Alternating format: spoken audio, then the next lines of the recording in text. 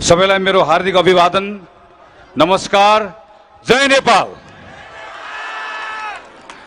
प्रारम्भमा सबै ज्ञात अज्ञात शहीदहरूप्रति हार्दिक श्रद्धाञ्जली अर्पण गर्छु। आज राष्ट्रिय मगर दिवस। राष्ट्रिय मगर दिवसको उपलक्ष्यमा देशमा रहनुभएको, बाहिर रहनुभएको सम्पूर्ण मगर समुदायका दाजुभाइ दिदीबहिनीहरूमा यो समुदायले नेपालको राष्ट्रियता, नेपालको प्रजातन्त्र, नेपालको समृद्धि, नेपालको विकासमा पुर्याउनु भएको योगदानको निम्ति हार्दिक कदर गर्छु र हार्दिक बधाई, शुभकामना व्यक्त गर्छु। म माफी चाहन्छु, समयको अत्यन्त ठुलो दबाव रहेको हुनाले गर्दा दौडिँदै आएको छु, दौडिँदै फर्कनु पर्नेछ। अबको ठिक 8-9 मिनटपछि मैले यो ठाउँ छोडिसक्नु पर्नेछ। त्यसैले मैले पहिले अनुरोध गरेँ, मलाई फर्किने बेलामा कृपया त्यहाँबाट सजिलोसँग जान दिदिनु होला। साथीहरूको यो माया प्रेमले ठिकै बनाएको छ, तर हिजोदेखि कार्यक्रममा जाँदै गर्दा हात तानेर साथीहरूले यहाँ हातभरि घाउ बनाएर बस्नु परेको छ। तर केही छैन, यो माया प्रेमप्रति एकदमै धेरै कृतज्ञ छु। मैले छोटो समयमा केही कुराहरू मात्र राख्छु। आदरणीय विश्वप्रकाश शर्माले म आउँदै गर्दा मैले त्यहीँबाट सुन्दै आएको चाहिँ थुप्रै कुरा राखिसक्नु भएको छ। अब निर्वाचन आउन केही दिन मात्रै बाँकी छ। यो निर्वाचनले एउटा विशेष महत्त्व प्रत्येक निर्वाचनले बोकेको हुन्छ, तर कुनै कुनै निर्वाचन विशिष्ट अवस्थामा आउँछ। यो निर्वाचन त 84 मा हुनेवालै थियो, तर 2 वर्ष अगाडि निर्वाचन हुँदैछ। 2 वर्ष अगाडि निर्वाचन किन हुन लाग्यो? यो निर्वाचनको अर्थ के हो? यो निर्वाचन हुनका लागि दर्जनौं निहत्था युवकहरूको हत्या भएको कुरा हामीले बिर्सनु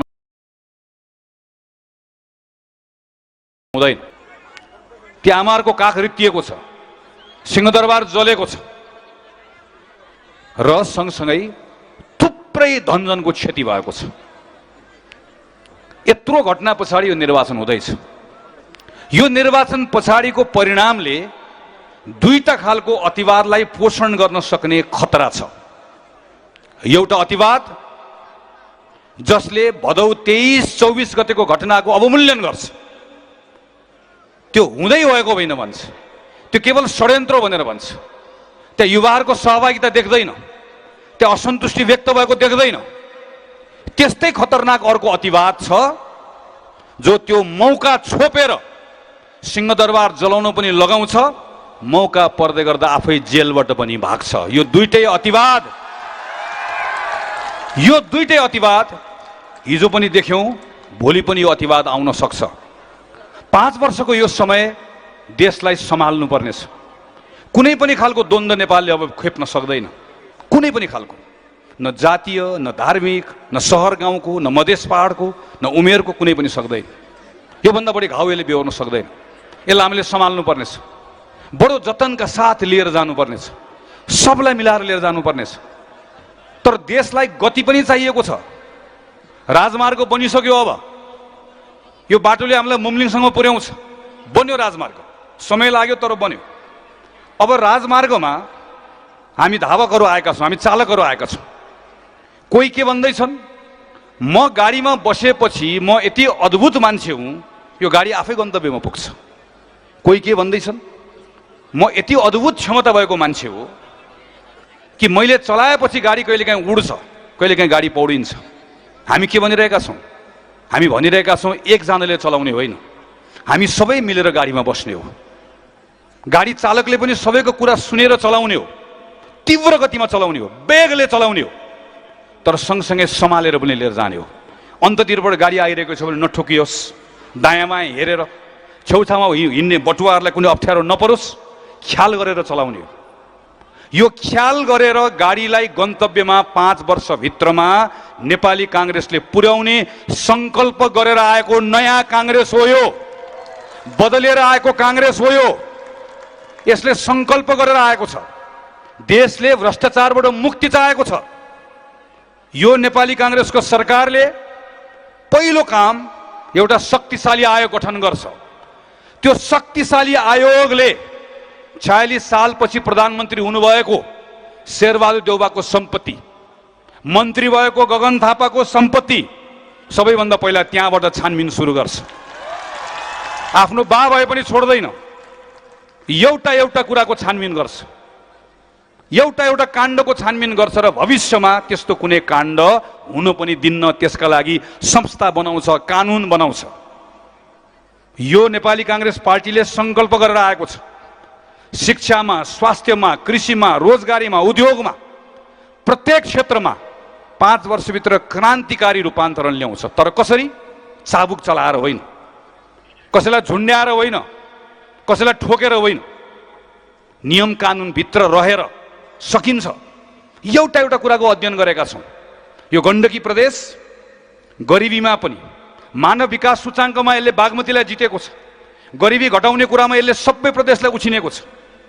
तर यही गण्डकी प्रदेशभित्र आज पर्यटनको यत्रो ठुलो आधार बनेको यो पर्यटन क्षेत्र, यत्रो ठुलो एयरपोर्ट बनिसके पछाडि पनि यसले फड्को मार्न सकिरहेको छैन।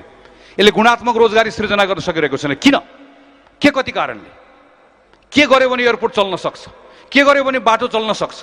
के गर्यो भने पर्यटक यहाँ बढी आउन सक्ला? पर्यटक यहाँ मात्र बढी आएर हुँदैन।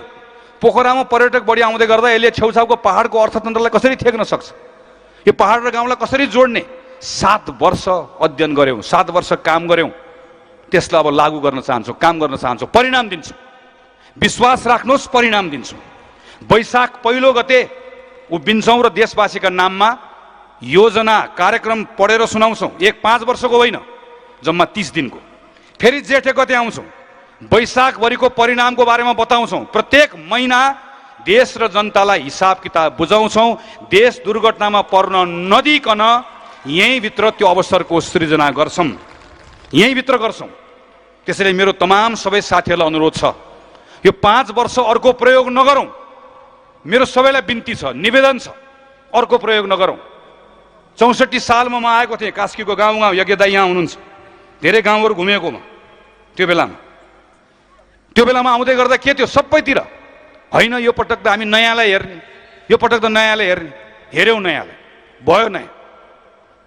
पुरानो र नयाँको परिभाषा के हो?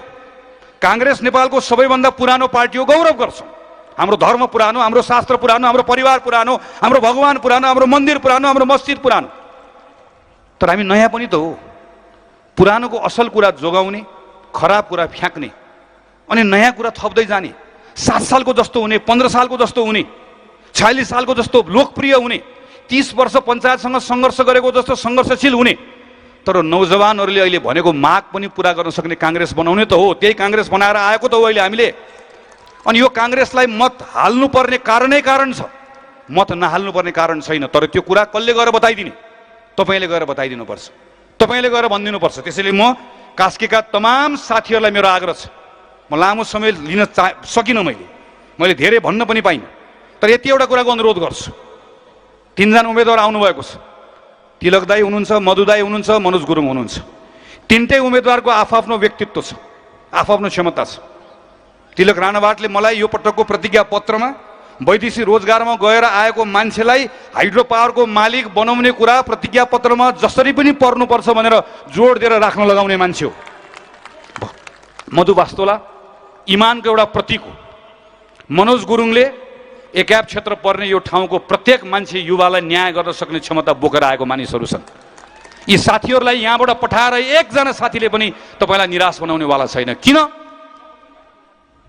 कसम खाएर भनेका छौँ, शपथ लिएर भनेका छौँ, यो 5 वर्ष काङ्ग्रेस भएर एउटा नर नारी कसैले पनि शिर निहुराउनु पर्ने अवस्था हामी तपाईँहरूलाई आउन दिने छैनौँ।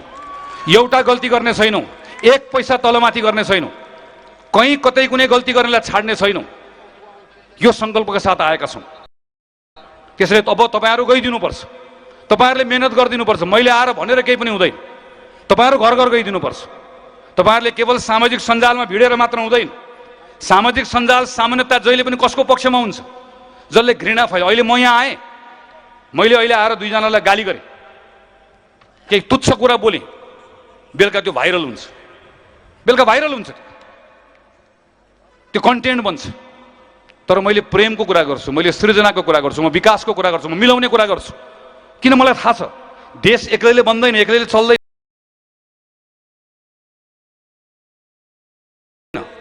मैले भोलि मौका पाएर प्रधानमन्त्री बन्ने मौका पाएँ मैले भने मलाई एमाले पनि चाहिन्छ, मलाई माओवादी चाहिन्छ, मलाई रासोपा चाहिन्छ, मलाई सबै पार्टी चाहिन्छ नि त।